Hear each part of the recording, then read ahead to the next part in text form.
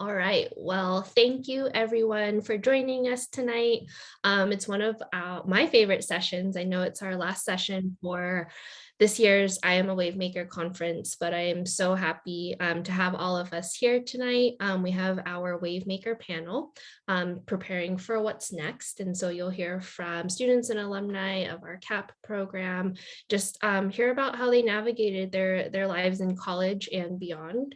And so before we go ahead and get started, I just wanted to shout out a few friendly reminders. I know many of us who are in this meeting space have been to multiple sessions tonight, so this might be a little bit of a repeat, but just in case anyone that is new that's joining us, we are going to record this workshop so that everyone can hear and see from our panelists. Participants will be muted upon entry, but we do encourage you to connect with one another, ask your questions as they come up in the chat. And then of course, at the end, we'll save some time for any participants who want to take themselves off mute or put it in the chat to ask questions of their own for the panelists. And then to get the most out of it, continue to just make connections, have fun with one another. This is what it's all about. So with that being said, I'm going to go ahead and start off with some just very brief introductions. I think everyone here should know me by now, but in case you don't, my name is Miss Arguello and I'm CAP's lead career and alumni coach. And I have the pleasure of working with both current college students and alumni in their career development, and then also in thinking about what happens for them after college, right? And it's been really neat for me to be able to hear all of your stories and experiences and try to make those connections for you all as well and continue to support you. I'm a co-facilitator tonight. I have our lovely alumni coordinator, Miss Andrea Hernandez, who I'm gonna let introduce herself. Thank you, Courtney. Good evening. It's nice to see so many faces tonight. My name is Andrea, and like Courtney said, I am CAP's alumni coordinator. I work closely with Courtney to provide support to students, coaches, alumni, through various different types of outreach, programming, events.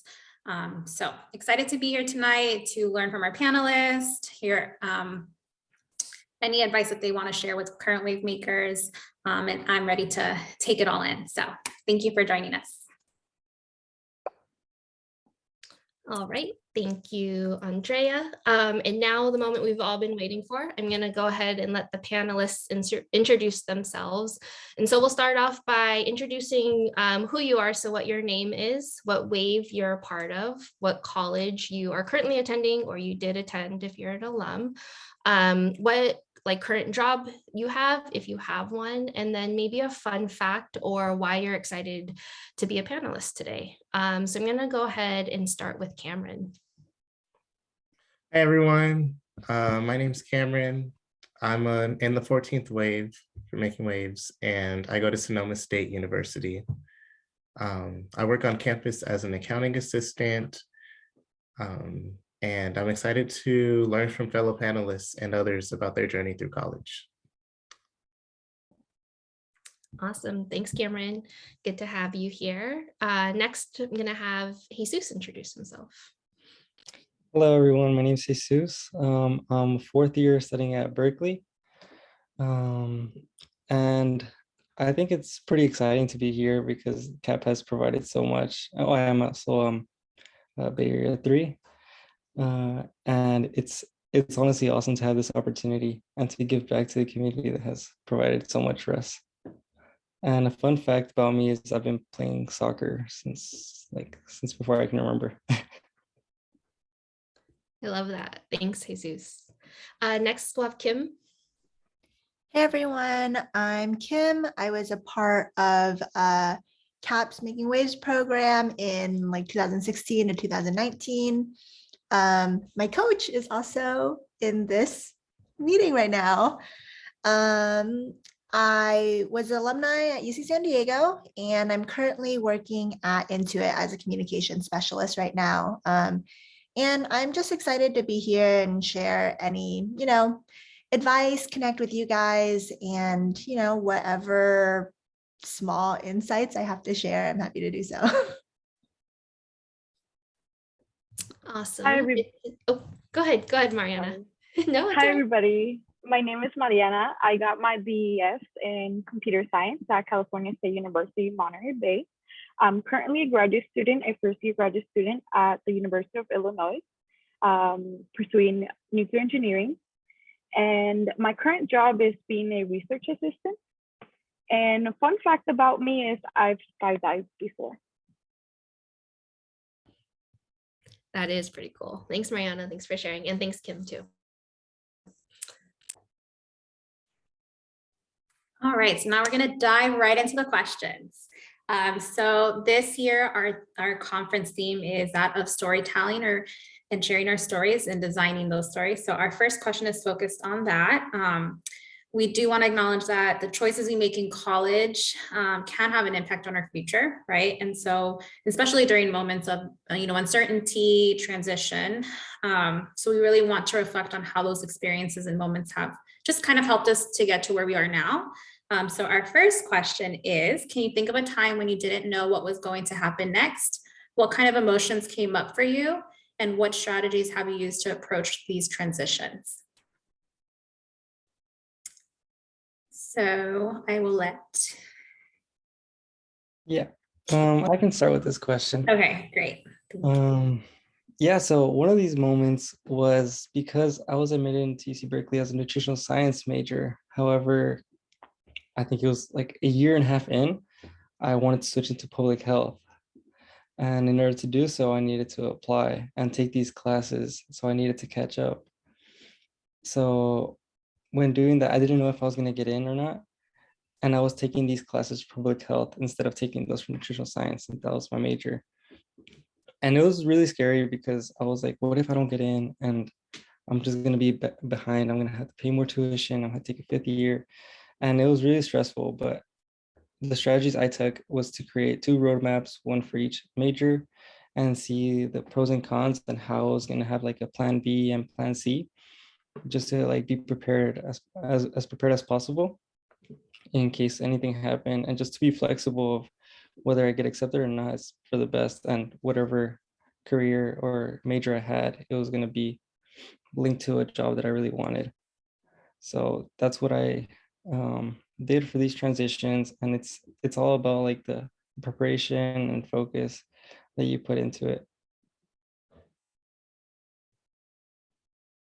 For me, it has been like these past 2 years with COVID, but especially when I was applying to graduate school, I was waiting for the grad school decision to decide where I'm gonna go. So that was kind of nervous. I was nervous because it wasn't really up to me. It was really up to the graduate school to decision if I was gonna move there. So some strategies that I did was nudge the graduate schools and ask them like if they're gonna accept me, to try to do a strategic plan if they were gonna reject me. Thank you. Thank you for sharing some examples. Those are really valuable.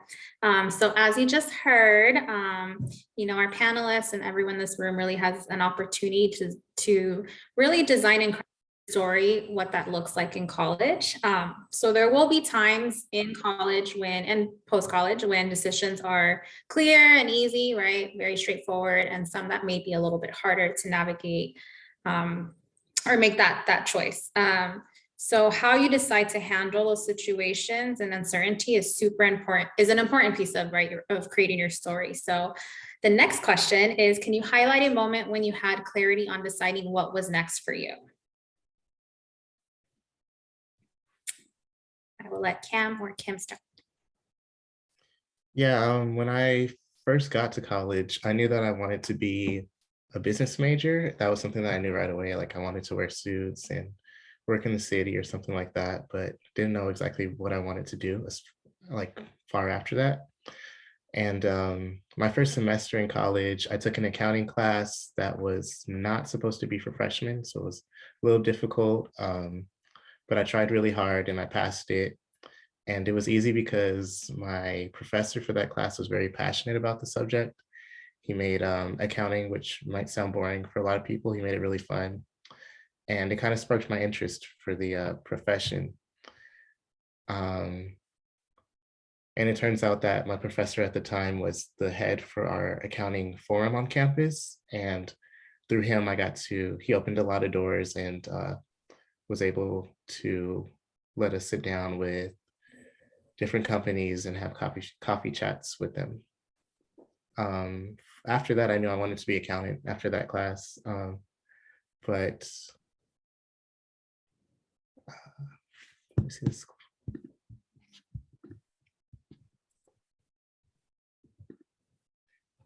Yeah, after that, I knew I wanted to become an accountant, and it kind of became clear to me. So I stuck with it, and that's where I'm at today. Side note, Cam, my fiance now, I guess, is an accountant for EY. So hit me up if you want, like, have a chat with him or anything. But to touch on the point, the question, what everyone else has been talking about, we have had to make these like really big decisions young, right? Of like, you come into college, you're 18 and you have to figure out what major you want. And then you like graduate college and now you have to figure out what you want to do for the rest of your life. And I think for me, a moment of clarity was realizing that like, you don't need to necessarily figure out what you want to do for the rest of your life, right? Like your first job, your second job, your third job doesn't necessarily need to be what you do forever. I think for me, I came out of college and I knew that I wanted to go into comms or marketing, similar to how Cam like knows he wants to go into accounting, right? So I was like, okay, let me pursue that. And then I got a job offer from Walmart in that field. So I was like, okay, like I'll try my hand at it. In that role where I was for like a year and a half, I realized that yes, I do want to do comms, but I don't really like being in the retail industry. I thought it was like moved too slow. So I was like, okay, what can I do next? I jumped into it where I am now, which is like a fintech company. And I'm like, okay, so I like tech and I'm working for cybersecurity now. I'm like, I like cybersecurity, but I think I like security awareness and community outreach more than comms. So like, that's my next jump, hopefully. And I think the piece of clarity that I got has been not in figuring out what I want to do next, but figuring out what I don't want to do next. So I think if you approach it that way, it can be a lot easier to kind of like take the baby steps and navigate through. I love that. Being comfortable with the uncomfortable, right? Not necessarily knowing what's going to happen next and just embracing that, even if, a current position that you're working or current company or, current position that that you have may not be for you, but that's a learning experience in itself. Exactly. So thank you for that. Yes. I love it. Yeah, I like how like both of you seem to have this big vision for yourself, right? And it's really about exploring like what are the different skill sets and strengths that I can recognize in myself and using that to understand maybe what your next experience might be. And I love what the two of you did at the beginning. I think without even having prepared for this next kind of topic is networking, right? And so Kim was listening to Cam about what his interests in accounting are, and right off the bat, there's a connection, right? And so that's what networking really is all about, and that's what our next topic is. And so thinking about networking, I hear from students and alum all of the time too, of like, what does it mean to network, right? We all know it's something that we should be doing, or maybe we want to do, but we're just like, what's the strategy? How do we go about it? What does it even really mean, right? So our next question for Mariana and Camryn are, what are some examples of networking that you did while you were in college or that you're doing now? So when applying to graduate school, you really need a network a lot, like a lot. Because you are looking at different schools to see if you see yourself there. You got to ask those people important questions that are essential to your value to see if you fit there. Um, and another thing, and this is not just applicable to graduate school, but as well as career-wise. If you see a job that you want and you know somebody that has that job, or don't even know, you can use LinkedIn. You should definitely contact them and schedule an informational interview. Don't be afraid, because people want to help people that want to help themselves. Oh, sorry, the light turned off. Sorry, had to activate it. Anyway, so back to my point. And don't be scared. Like, they want to help you, and come up with questions that spark your curiosity, and and that way you're able to see if that's the right path for you. Awesome. Thanks, Mariana. Camryn? Currently, I try to use like as many opportunities as I can to network, whether it's with staff on campus, other companies when they visit campus, students especially, my bosses and things like that. But at first it was really hard. I never did networking before I came to college. And especially with people in my area where I go to school, not a lot of people look like me. So it was really hard like breaking that barrier too. And for me, networking was new. I learned a lot through trial and error. I embarrassed myself a couple of times. I learned what not to say, and then I learned what to say when I was networking. And because of it, I become like less self-conscious and nervous around the idea of networking. And so if anyone's starting to network, I know that it's hard. I was there and I was like mortified by the idea of it, but the longer you do it, the easier it becomes. Yeah, thank you for that, Camryn. I'm definitely hearing a theme here of like, we know networking is really important, and it's like really about, I think, Andrea, you said it earlier, pushing yourself outside of your comfort zone, right? And making the ask and making those connections. So while we're still on the topic of networking, right? And I mentioned this a little bit in my first question to Camryn and Mariana, but now I'm going to ask Kim and Jesus here. When we think about networking and you've made the connection, right? For many, it's like, well, where do I go from there? Maybe I've introduced myself and I've had maybe that initial conversation, but how do I make it a meaningful connection, right? So question for you is, how has networking impacted you? Yeah, so I can take this first. And I would like to preface it with like, I am not like, I hated networking. It felt like so performative and weird and like transactional to me, especially when you were like going into a room of like 100 people and you were like, yes, here's my business card and here's my elevator pitch, please hire me, thank you very much. But I think entering the workforce really helped me kind of reframe that, because it wasn't so much as like you're pitching yourself, right? And you're like begging for a job, right? It was more so of like, we're community building here. And I say that in the sense of like networking horizontally versus vertically. Like vertically would be like you're networking with the CEO, with the CTO, with directors. Whereas like networking horizontally with peers has really helped me like build a community when you're like, oh man, like I don't know how to do this project, but I met, I don't know, Susie over here, and she, said that she was in this industry, like maybe I'll hit her up before I like go back to my boss and I tell her that I don't know how to do it. Or another example is like, even networking in your organization or like in your neighborhood with your friends. As we're all kind of progressing through the industry and through grad school and things like that, there are opportunities that people your age may come into, and they'll be like, oh, I remember Kim, like she said that she did communications, maybe I'll hit her up. So I think networking in that sense has really impacted me positively, because I've been able to kind of build a community as opposed to a network, which is like professional and stuffy, right? Because it's like people that you actually interact with and that may help you personally or professionally.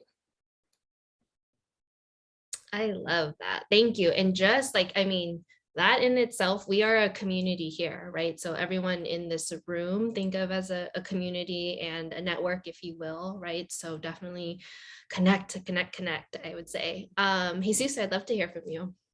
Yeah, I think Kim summed it up perfectly. I was gonna touch upon like using your peers as well. Like going back to like the second question about clarity, like we don't necessarily have to like have like a rigid structure of like we're gonna do this job for the rest of our lives. Like it fluctuates and everything. And most of the time you hear about these jobs through the people you meet. And it's like they tell you and it like comes up in a conversation. It's a casual conversation where like, yeah, like I'm working in this position and everything, and it interests you. And ultimately, like working with like a community or like, how can you put it, like horizontally networking, using your peers that you might not see like for like 7 years and then like after college, like these are like your networks that you used to go to class with, like you had like connections and everything. It wasn't like full on professional, and like your LinkedIn doesn't have to be like full of professionals. It can like be your community as well, like people you know, friends, because ultimately like these are the people who can help you as well. And going back to like how it's impacted me, I mean, it's been great because I've learned that when you get out of your comfort zone and you ask a question and like you're like, oh, I'm scared, but I still do it. Like people are always willing to help. And regardless of whether like they might not answer, like 9 times out of 10, you're like gonna have like a casual conversation. You're gonna learn something new and like just be yourself. And they're gonna see like that personal connection that really matters. And ultimately, like you're gonna learn from each other, and you have to adapt to being comfortable with the uncomfortable, because ultimately like this how you're going to be living life, and just being true to yourself and showing your worth is going to be such a great and positive aspect on networking.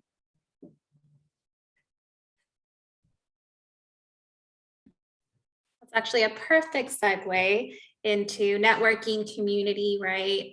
Teaching and learning from each other tonight, right? That's essentially hopefully why we're all here. I know I'm personally learning a lot right now from you all. So I think that leads us really nicely into our next two questions, which is focused on takeaways. And by takeaways, we really wanted to be intentional with like sharing what lessons we have learned, whether that's in college, post-college, and how we can share that knowledge with the rest of the group, and also share it, right? Like what's the intention with sharing it, right? It hopefully motivates and moves us all forward, right? That's why we tend to or like to share with our friends, our classmates, our peers, our communities, because essentially we're all moving forward together, right? So our next question is, what is one thing you've learned about yourself as you were navigating the transition to post-college? And this question is for Camryn and Mariana. Well, I just wanted to say like college is just like life. It's a journey. You never know what's going to happen to you. You never know who you're going to meet, what that person knows or what they're involved with. And right now I'm feeling a little sad because I'm graduating this semester and I'm going to be leaving my community that I spent so much time developing a relationship with. But at the same time, I'm trying to keep myself going academically and doing the things I need to do. Senioritis is kicking in a little bit, but I also have to prepare myself mentally for a whole new set of responsibilities because I know I'm gonna have to face new things after I graduate. And right now I'm gonna graduate this semester. After that, I'll be studying to get my license to become a professional. But the biggest thing that I've learned in college, when I think back from my freshman year to now, is before I was kind of scared to put myself out there, and because of what people might think of me. But the biggest lesson I learned is to not let someone else's perception of you become your reality. You know, you have to do your own thing. You can't worry about what other people are going to think, you know. So yeah, that's my biggest takeaway. For me is two things. One thing, the first thing is having a savings account is really essential. Because after college, you're an adult, you know, you're expected to, be a professional. And to have that, you need to have at least some money saved up as a safety net, especially once COVID hit. That savings account was essential. The next thing is, for me personally, going to graduate school was my dream, and I'm living my dream. But in my mind, I was like, okay, I'm living my dream. It'll be cool. But right now, I'm realizing that it takes a lot of work to be living your dream. So just because you think you made it doesn't mean that you're gonna stop working. That means that you're gonna double that work and work hard to keep that dream. Thank you. I'm hearing from both of you. It's like, what's keeping you motivated, right? Whether it's like people that are rooting for you, people that may be challenging what is meant for you, right? And overcoming those and really still accomplishing your goals. So thank you both for sharing those lessons. We're going to continue the theme and highlight more takeaways from your college experience with our next question. So if you could have done something differently in college, what would it have been? And this question is for Jesus and Kim.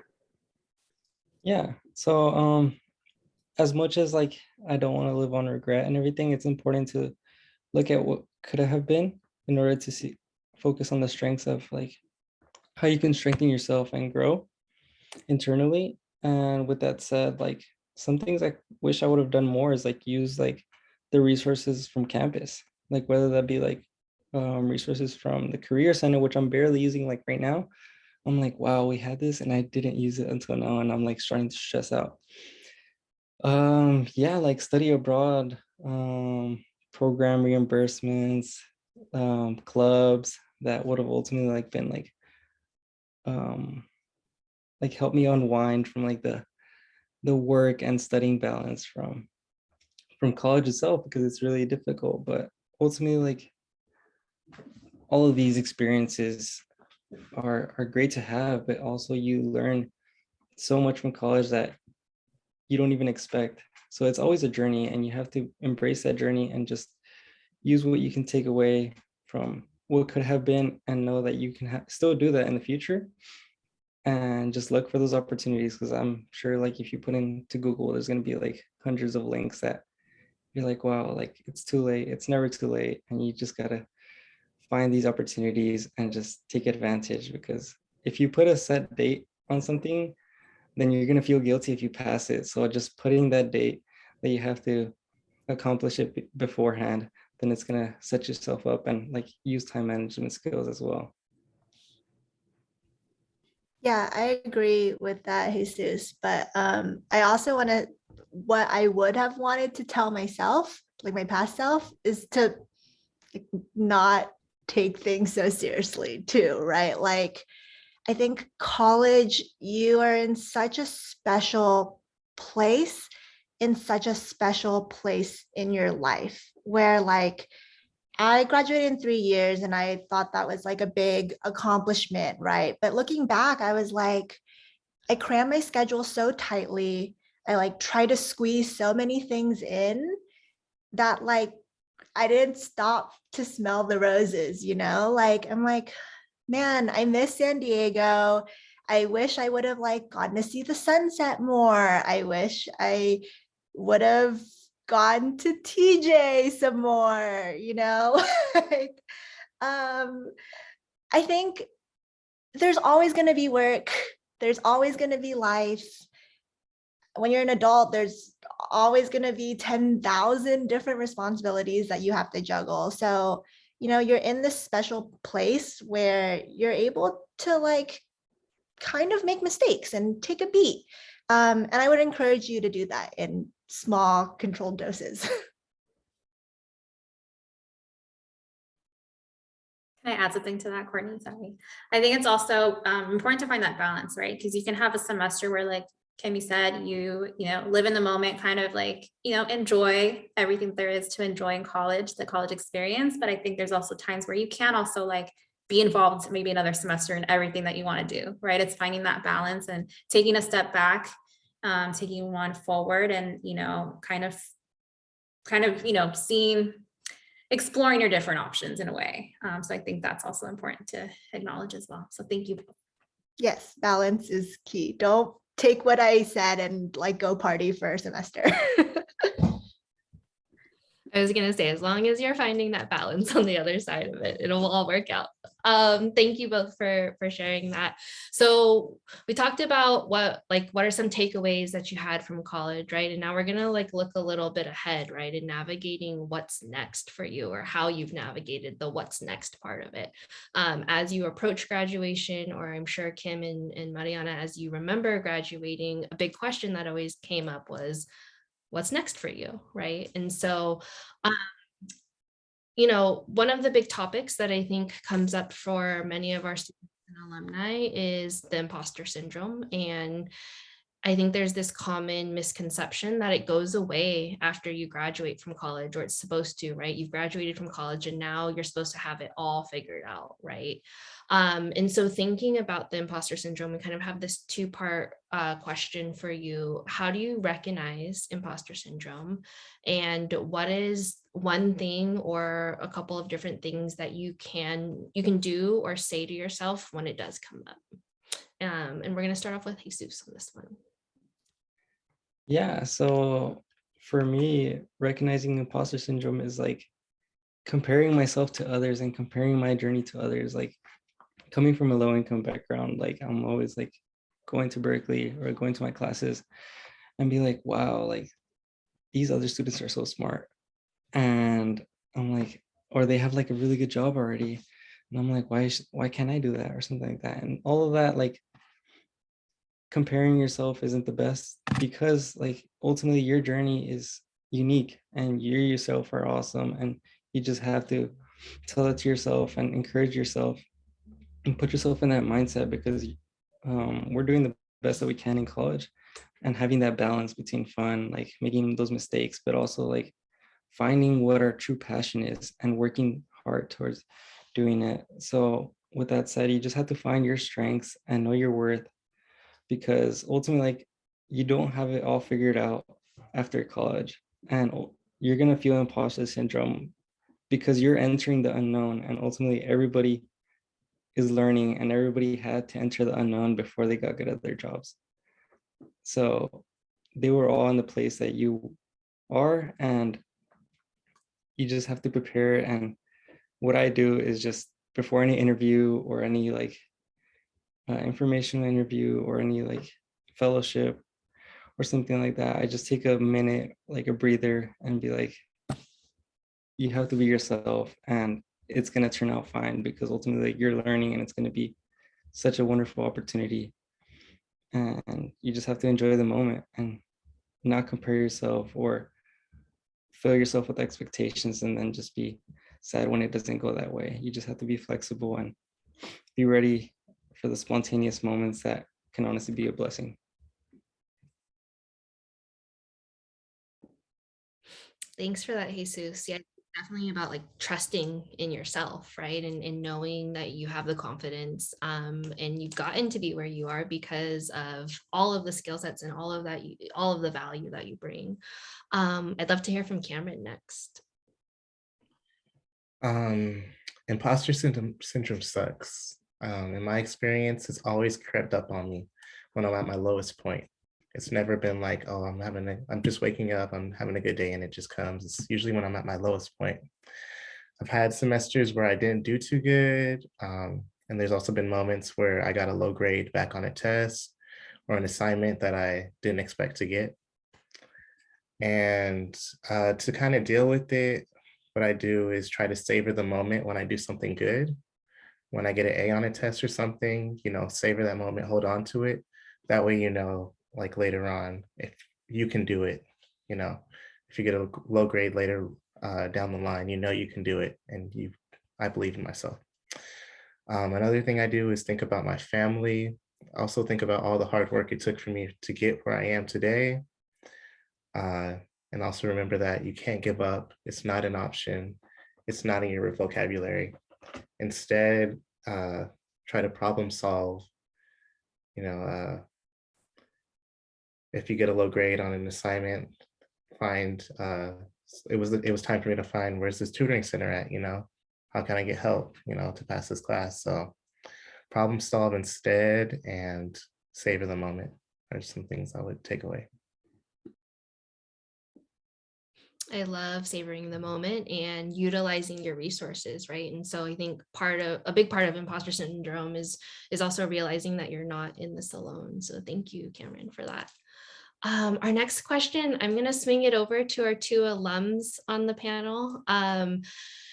How do you know, our whole conference is about storytelling and even beyond that, doing so authentically, right? And so as you've kind of navigated your post-college journeys, how have you navigated new spaces while remaining authentic to yourself?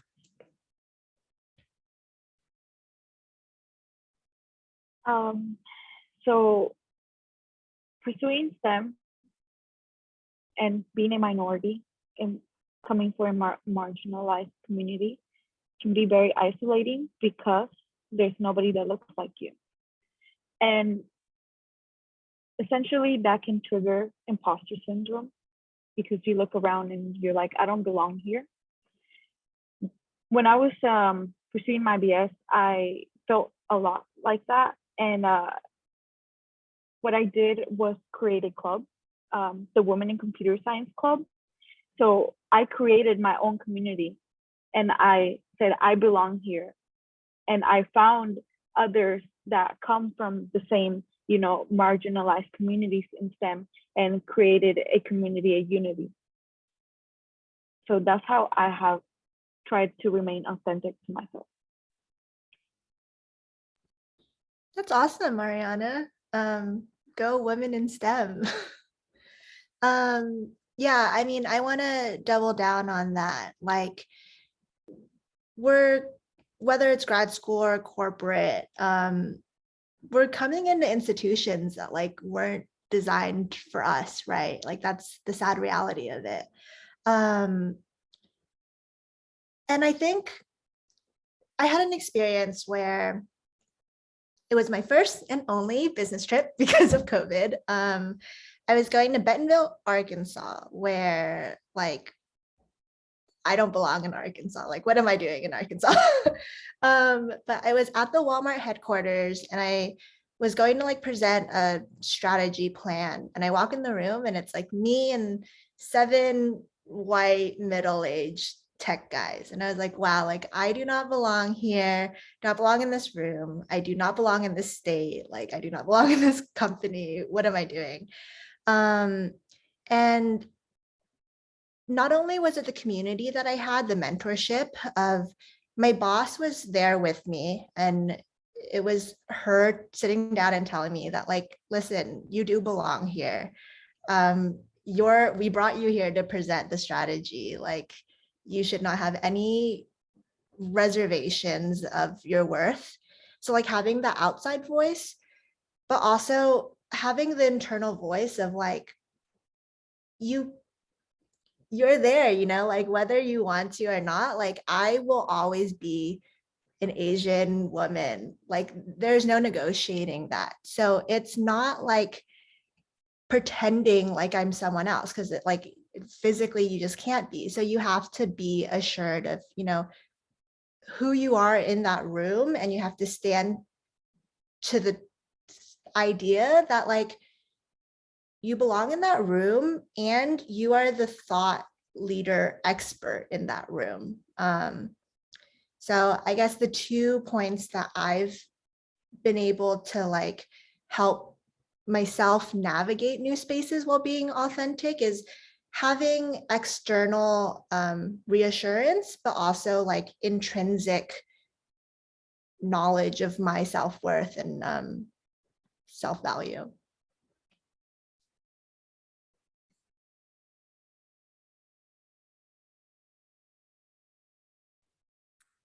Thank you, Kim. Okay, so we're heading into our final question tonight. And I also just want to have some space and take a moment to appreciate all the gems that you guys just shared. Internally, I was saying yes to everything and snapping away over here. So thank you for that. But we have one final question. And I think I also want to quickly emphasize just the importance of, being here tonight and really learning from each other. I think, it can be vulnerable sharing our own stories. I think it brings us together, hopefully. And just, I think hearing how someone else has navigated a similar or potentially similar situation also helps comfort us and reassure us that, okay, if that does happen to me in the future, or if it already happened, I can move, past that. So thank you all for sharing your stories. And lastly, we're just going to have a little bit more insight and ask you all to share. We'll have all the panelists answer this question. What advice do you have for WaveMakers navigating what's next for them? And I'll go ahead and maybe start with Cam. No pressure. It's a very good question. I would say what I'm feeling right now is to kind of just enjoy the moment that you're in. Everything's going to work out in the end. Don't stress yourself out too much, and have fun while you're at it. I think, yeah, have fun, go on vacation and stuff like that. I think don't make it too serious.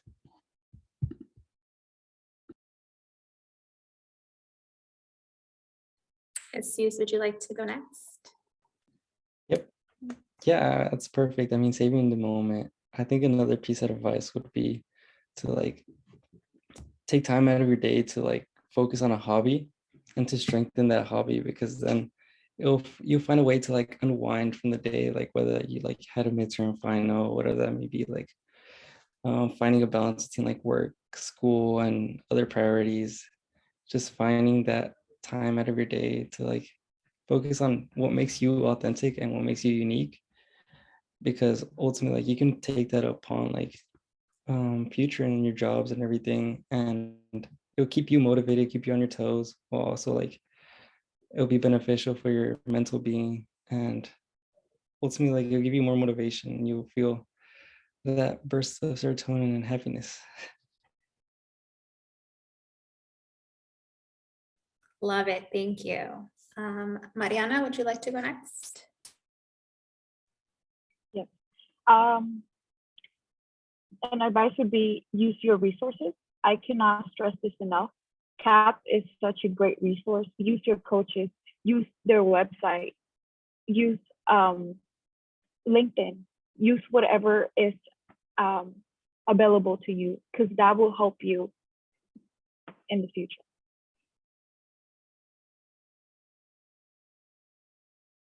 And last but not least, Kim. +1 to Mariana's, use that student card for anything.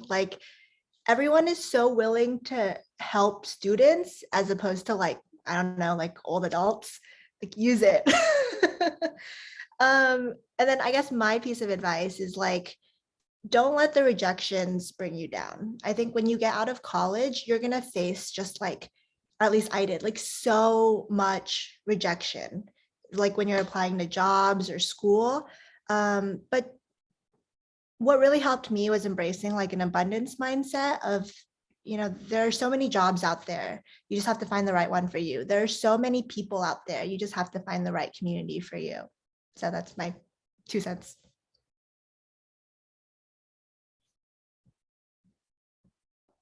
I love it. Thank you all. Like Andrea said, there are so many gems. I was just furiously writing them all down so I can quote them and use them for myself and try to do some self-talk.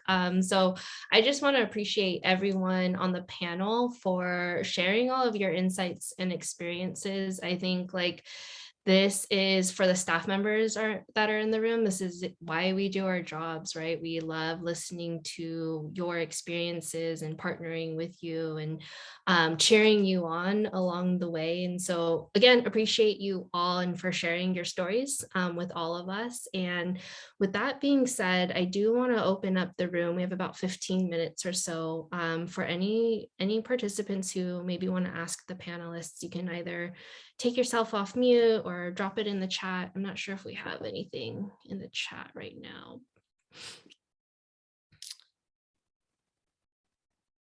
Yeah, any questions?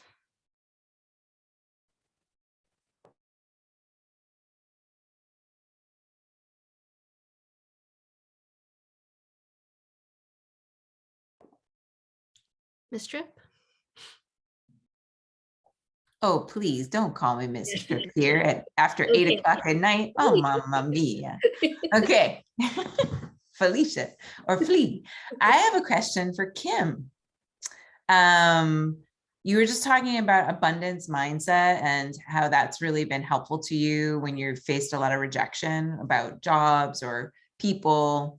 And I wondered, I'm guessing you didn't start off with abundance mindset, like it took some time to get there. How did you get there? How did you integrate an abundance mindset into your life? For sure. This is kind of embarrassing of how I like found out about that. I like offhandedly like saw a TikTok that talked about it. And I was like, oh, so like I like did some online reading and I was like, like this idea of that the world has so much to give, like if you're willing to take it in, really resonated with me. And just thinking about like the way that I was thinking about life, like very pessimistically, like very down on myself. When I kind of reframed that paradigm for myself, it opened up more opportunities, like even in interviews, instead of being nervous, I just kind of went with like, like if this job is good for me, it's good for me. If not, I like learned from it and had a conversation with a person I wouldn't have. So just that kind of like different thinking allowed me to feel more confident, and that confidence opened doors. I love that. Thank you. We have a question in the chat. This is open to anyone. Any advice on finding a balance for prioritizing mental health while trying to be the best version of oneself?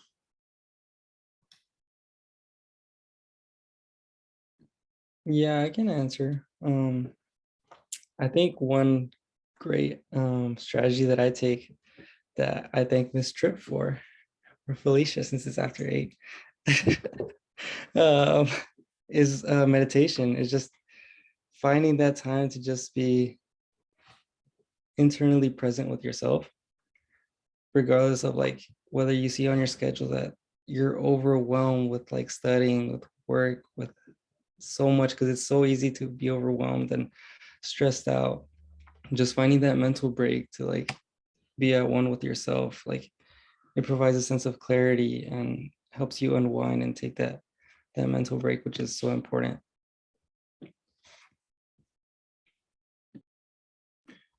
I also wanted to add, the question says like, any advice for balancing and prioritizing mental health? I think that mental health should come first in your day-to-day life. And because you can't be the best version of yourself if you're not prioritizing your mental health. It's always going to be like weighing you down and straining you. So I would try to prioritize mental health first. Ways that I do that is sports and nature and hikes. If I can add on to that, I think therapy is also really beneficial. I know it can be inaccessible to some, but even just like having a person that you trust to be, someone to listen to you and to kind of bounce ideas off of, instead of, bottling it up, is a great resource as well.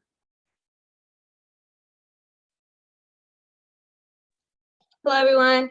I wanted to say I appreciate you guys talking about imposter syndrome because ever since I graduated from college, I have been noticing that I've been in rooms filled with more white people and Asian people in particular. And nothing wrong with that, right? I grew up with Asians. I grew up with everything, right? Very diverse environment that I had. But I have been noticing that my mindset and my ideas and all that are not very accepted in these rooms at times. But something that has helped me is understanding that if they want my respect, then they have to respect me as well. So that has really helped me when I walk into rooms and I talk to mentors and stuff like that. Is okay, yes, you want respect, right? I also want respect. I also want my background and my heritage respected, right? And my friends as well. So coming out of college it's been interesting, right? Being in these rooms and not just being with my friends and being with different kinds of people, but I'm also learning a lot about society. And it's been very educational and I'm still learning. And I think it's been helping a lot, this respect and demanding respect, because everyone deserves respect. So I appreciate you guys sharing your imposter syndrome stories. I would like to hear more at some time, but it's been interesting. It's been an interesting journey, but I appreciate your stories. So, yeah. Thank you for sharing. Next question comes from Evelyn. This one specifically to Mariana. What are some of the skills you learned during undergrad that you feel have really helped your grad school experience / applications? I can give you a multiple list. The first skill has been time management, knowing how to schedule, especially like what Camryn said, mental health, taking a break, scheduling that, and also like trying to manage like your homework, your extracurricular activities, as well as another skill has been networking. That is very essential when entering into the grad school academia atmosphere, because you want people to know you, to advocate for you, because you're entering in a new environment that isn't, like Kim said, that isn't made for you, sadly. The other skill has been doing a lot of community outreachment, like, you're the minority in STEM. So you need to create that space for others that look like you. And grad schools want to see that you're advocating, that you're going to go to grad school and make that space and be a voice for those that are currently being unheard. I hope that answered your question. Thank you. Thank you for asking that. That was really definitely very insightful. Another question that we have, how did you manage prioritizing what you want? Moving out, traveling, working full time, like the nitty gritty of like life. Anyone open to answering the question?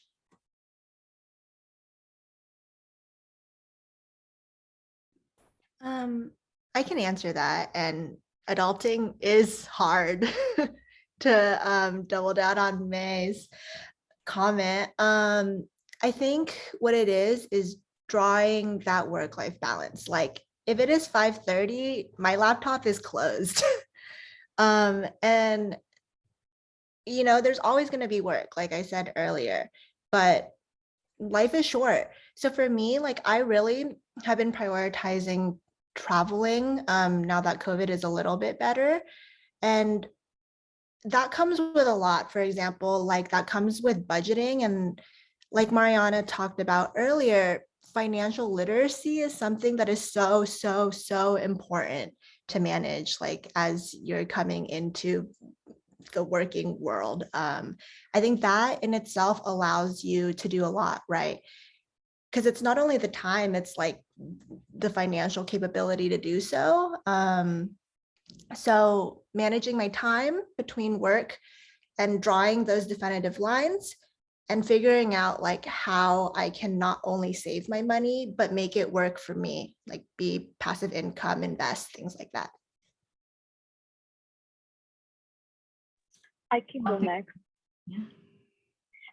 Okay, so for me, my goal was to go to graduate school. And when doing something, I would ask myself, like, how will I get that goal? How will I attain that?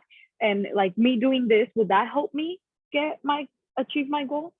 And dipping on what Kim said, like saving is essential.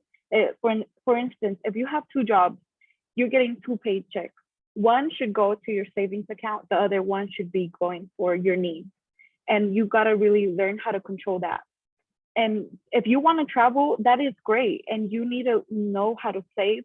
So when you're, and for instance, in Oregon, you know how much money you're going to spend out of, like, say, this is my cap. I'm going to spend $1,000 and that's it. And that is really essential to know, like, to control your money, because it'll help you in the long run. And for moving out, like I'm from California and I moved to Illinois. And like I mentioned before, like that savings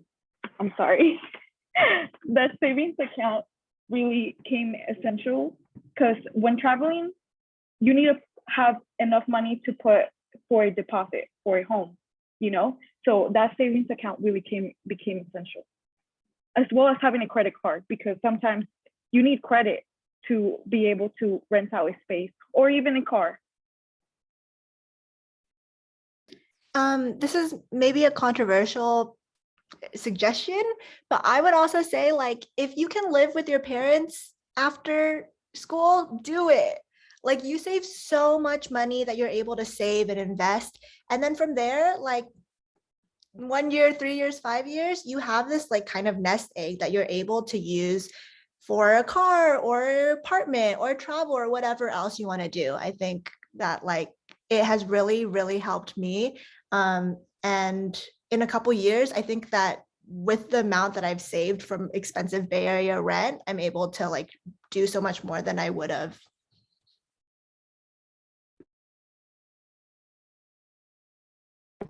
Something that has helped me with money a lot actually is investing in investing in stocks has helped me a lot. So like, if you guys don't know anything about stocks, especially if people are still in college, stocks are really tricky though. If you get addicted, you do lose all your money, so don't do that. But if you want to like invest in blue chips, if you want to read up on blue chips, those are good long-term investments. You will definitely see revenue in around 3-5 years if you wait. Patience is the key to stocks, which a lot of people don't have patience, but patience is a skill, so just work on it. But yeah, blue chips have helped me a lot. You want to do some research? Yeah.